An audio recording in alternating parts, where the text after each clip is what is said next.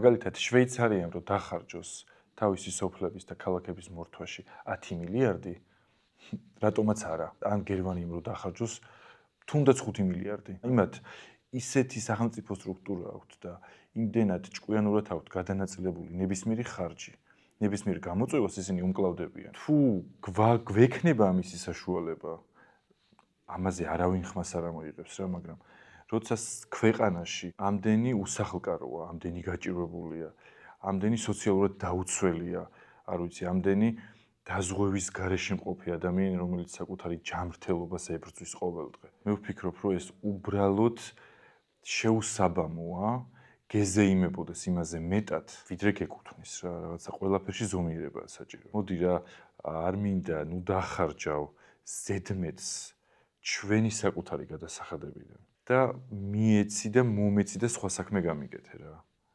შედეგი იყოს ჩემთვის მაგალითად ის, რომ ვიგრძნო, განამარტო ახალი წელი ვიგრძნო, რომ ამ ქვეყანაში რო ვცხოვრობ, რაღაცას წარმოვადგენ, რაღაცა მნიშვნელობა მაქვს, ვიღაცას ჩემი აზრი აინტერესებს.